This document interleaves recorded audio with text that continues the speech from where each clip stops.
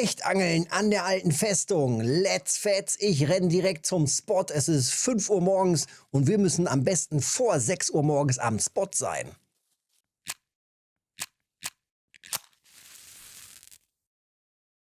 Ja, also rennen wir los. Ich wollte es gestern schon testen. Da hatte die Martina im Discord schon gepostet. Hecht an der alten Festung und auch die Trophy abgehakt. Und das gucken wir uns natürlich gerne mal an hier. Schön auf dem F1103, also Funky Minnow. Setup haben wir schon hier.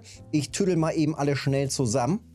So, und damit steht das Setup schon. Also legen wir los hier mit dem Funky Minnow. Und ich bin übelst gespannt, ob das hier lübt und wie es lübt. Schön hier auf Hecht an der alten Festung. Was haben wir hier Schönes? Wir haben Wobbler. Also ganz normale Wobbler. Und mit den ganz normalen Wobblern müssen wir natürlich gucken, dass wir im Idealfall da unten das Gieren hinbekommen. Werfen wir jetzt nur so ein bisschen locker aus hier. Oh, machen wir mal so.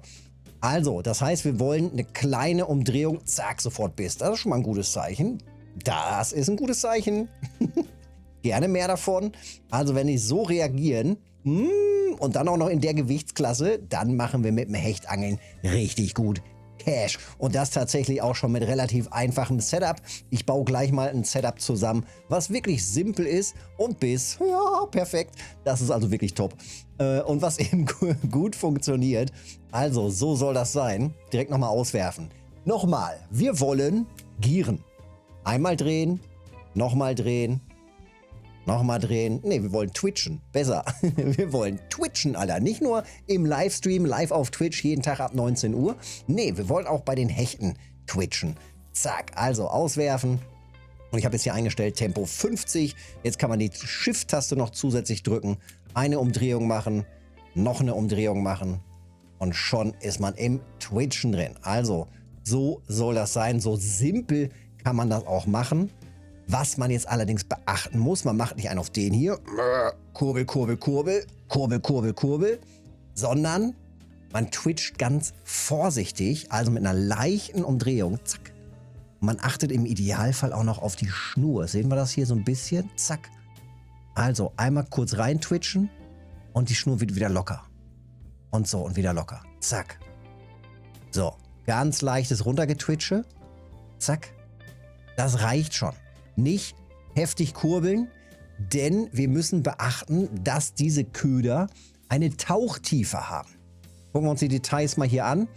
Wir sehen die Hakengrößen. Hier ruhig ein bisschen dicker reingehen. Wir können hier maximal 3,0er Haken verwenden. Wenn wir die dicken Hechte haben wollen, nehmen wir auch gerne dicke, fette Haken. Dem Hecht ist es komplett wurscht. Dicke, fette Haken drauf, läuft. Was natürlich dann wichtig ist, Tauchtiefe beachten. 1 Meter Tauchtiefe hier. Könnte knapp funktionieren, aber hier haben wir an vielen Stellen auch nur so 1,20 Meter Tiefe.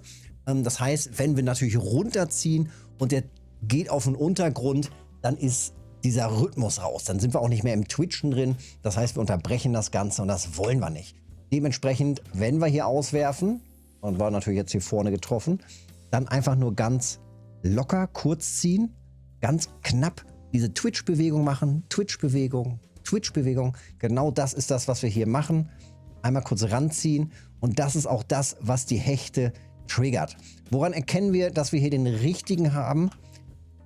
Funky Blast Minnow FF Floating, schwimmend, Hecht ziehend, Floating. Also das wollen wir haben. Das sind die ganzen Köder, die eben schwimmen. Man sieht es da vorne, da steht er, da liegt er. Und sobald wir eben hier ziehen, flupp, geht er runter und dann kommt er wieder hoch. Zack, runter und kommt wieder hoch. Genau das wollen wir. Zack, runter und er kommt wieder hoch. Genau diese Bewegung, da ist er schon wieder, wollen wir ausnutzen. Und das machen wir natürlich nicht, dass er die ganze Zeit komplett an der Oberfläche wieder hängt. Kann man auch mal testen. Aber wir wollen, dass er dann ins Twitchen kommt. Also runter geht, leicht nach oben sinkt, steigt, dann langsam wieder runterziehen, zack, zack, zack. Also diese Bewegung wollen wir hier haben, denn das triggert dann die Hechte. So, was kann man noch machen? Wir können natürlich hier verschiedene Bereiche abwerfen. Bisher habe ich da hinten hingeworfen, also hier hinwerfen, dann hier hinwerfen, dann hier vor die Steine werfen und bis hier vor die Schilfkante werfen. Das würde ich sagen, sind so die 5 wichtigsten Spots, wo man immer lang zieht. Also da hinten können die Hechte immer wieder gut sein. Manchmal stehen die, wie gesagt, auch gerade da, wo ich jetzt mit der Rute hin zeige, an den Steinen. Oder dann, wie gesagt, hier diese Schilfkante, da an der Rutenspitze jetzt diese Schilfkante. Auch das funktioniert immer mal wieder ganz gut. Häufig funktioniert aber auch einfach hier geradeaus, zack, geradeaus werfen. Und dann ballern sie und wieder abgeflutscht, schade. Und dann ballern sie da auch schon rein. Ja, scheint so, als ob die hier auch sind. Aber das wäre eben auch ganz klassisch, ne? Also diese Linien immer wieder durchziehen. 1, 2, 3, 4 sind es. 4 Linien, ja, das reicht, ne? Genau, diese 4 Spuren, die einfach langziehen, ein bisschen abfächern hier das Ganze. In der Regel sollte hier immer mal was reingehen. Bei den Hechten natürlich auch ein paar Barsche mit dabei und so weiter und so weiter. Wie bauen wir das Setup zusammen? Ich baue jetzt gleich nochmal eben das Setup zusammen, wie man es im Idealfall, ich sag mal so mit Level 20 plus hat. Weit darunter würde ich nicht zwingend auf Hecht gehen. Man kann das machen mit einem Belaya-Setup, ja, aber an für sich ist Hecht dafür ein bisschen zu groß. Gerade wenn man halt bei den größeren Hechten, wenn man größere Hechte hat, die machen das Setup schon mächtig kaputt. Also du farmst regelrecht Verschleiß. Man kann das mal so ein bisschen machen auf die kleineren Hechte. Aber eben, wie gesagt, so richtig sexy ist es eigentlich nicht, weil man eben gerade mit der Bremskraft und ja, mit der Schnur und allem, man farmt halt echt viel Verschleiß, wenn da mal ein großer 5-6 Kilo Hecht reinballert.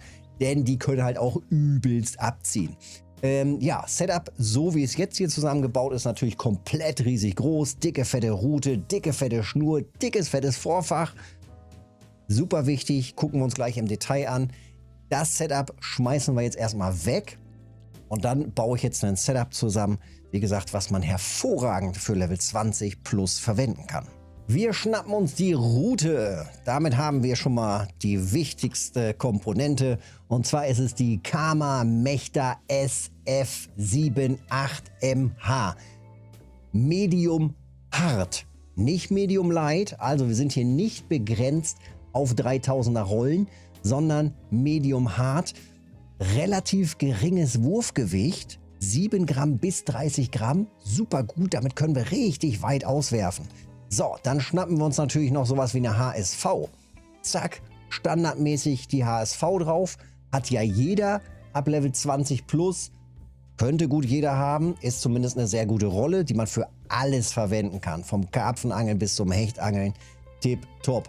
So, dann brauchen wir eine olle Schnur. Jetzt haben wir ja hier eine Tragfähigkeit von 20 Kilo. Hier haben wir eine Bremskraft von 15 Kilo.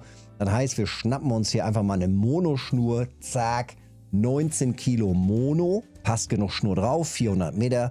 Wir sind auf jeden Fall unter der Tragfähigkeit der Rute.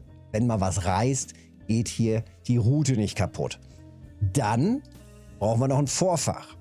Wenn wir auf Hecht gehen, schnappen wir uns natürlich einen Stahlvorfach. Zack, fettes Stahlvorfach dran. Oder wir gucken mal hier, da gibt es noch das mit 30 Kilo. Zack, Stahlvorfach und wir sind sicher, der Hecht beißt das so schnell nicht durch. Wenn natürlich hier kein Verschleiß ist und so weiter. Also wenn das eine gute Qualität ist noch, schönes Stahlvorfach, 30 Kilo draufpacken, gar kein Problem, dann läuft das schon. Also ruhig einfach mit 30 Kilo da dran gehen, fertig ist. Und dann eben den besagten Köder, F11. Übrigens, die gesamte Serie hier funktioniert immer wieder. Also mal einen ganzen Satz vernünftiger Haken kaufen, allesamt ausrüsten mit vernünftigen Haken und dann verwenden und testen. Ich werfe ihn mal nur halb aufgeladen aus. Ich will jetzt nicht so weit auswerfen hiermit. Tempo 50 hier wieder eingestellt, mit Shift, kurz reingehen hier ins Twitchen. Zack, schon steht das Twitchen da unten. Perfekt und zack, da haben wir sofort schon den Biss. So soll das sein. Und dann kommen sie an, hier die kleinen Hechte. Noch so ein bisschen weiter raus, jawohl. Ich lade mal nicht ganz auf, weil dann fliegt das Teil auf jeden Fall zu weit raus. Aber dann eben hier so in dem Bereich schön locker durchziehen, immer wieder rein ins Twitchen. So soll das. Ja, welche Möglichkeit gibt es noch fürs Verwenden des Vorfachs? Es gibt noch eine zweite Möglichkeit. Und zwar Fluorocarbon. Wenn du denkst, na irgendwie ist die Frequenz nicht so geil, irgendwie mit dem Hecht, geht das nicht besser? Ja, ich bin auch der Meinung, dass man mit Fluorocarbon eine etwas bessere Frequenz hat. Dementsprechend verwendet man dann Fluorocarbon. Kein Mono, kein geflochtene Schnur, kein Braid, sondern Fluoro. Ich würde sagen, so ab 27 Kilo plus Vorfächer sind die so einigermaßen sicher. Je höher man geht, umso sicherer vor Durchbiss ist dann das Vorfach. Ich verwende am liebsten hier diese 35er. 35 Kilo Fluorocarbon können wir auch eben herstellen. Wir gehen hier auf die Vorfächer, nehmen normales Vorfach. Wir nehmen vielleicht sogar hier sowas wie 35, nehmen wir mal 40 cm. Und dann gucken wir eben hier nach dem Fluorocarbon. Das sind die ganzen Fluorocarbon-Schnüre. Und das Schöne ist, bei der dicken, fetten 35er sehen wir, die ist 0,8 mm dick. Das ist schon echt dick, die Schnur. Die nehmen wir, passenden Karabiner dazu. 35 Kilo hatten wir ja. Hier nehmen wir 36er dazu, sind wir ein bisschen drüber.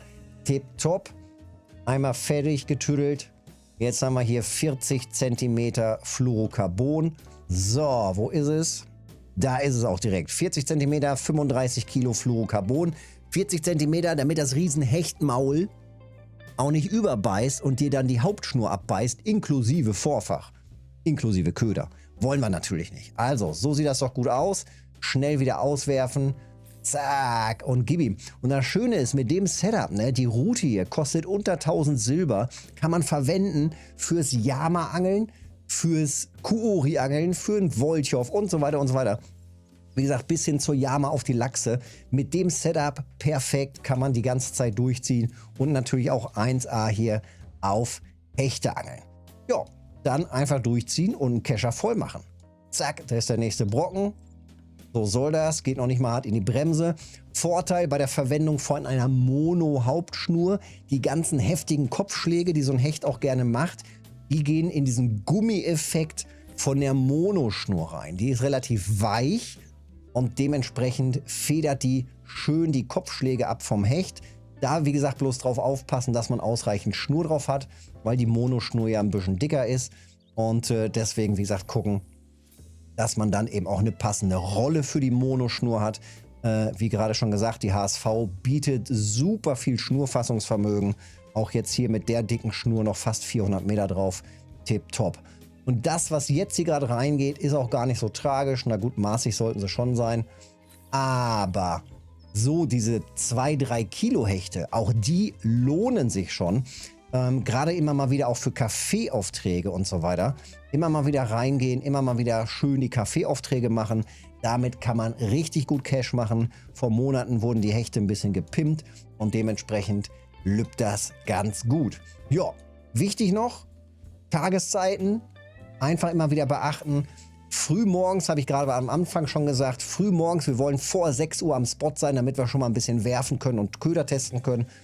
Ab 6 Uhr sollte man safe am Spot sein. 6 Uhr bis 11 Uhr ungefähr ist die wichtigste Hechtzeit. Und danach wieder ab 16 Uhr auf jeden Fall wieder aktiv sein. Dann so 17 bis ungefähr 23 Uhr geht es nochmal wieder richtig gut los. Also das sind die Kernzeiten fürs Hechtangeln und dann lübt das im Idealfall. Ich werfe jetzt hier nochmal die verschiedenen Richtungen ab. Also hier einmal ein bisschen abfächern. Hier vorne war es gerade schon ganz gut. Ich glaube, der größte ist gerade da vorne in dem Bereich eingeschossen.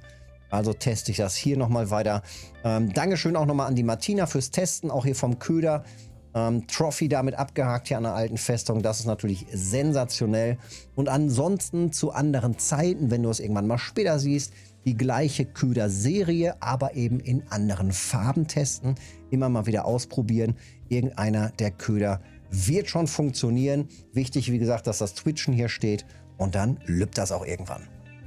Wenn es dir geholfen hat, Daumen da lassen, Kanal abonnieren nicht vergessen, hilft mir mega. Und dann sehen wir uns im nächsten Video oder mal beim nächsten Hechtangeln im Livestream. Petri, bis zum nächsten Mal.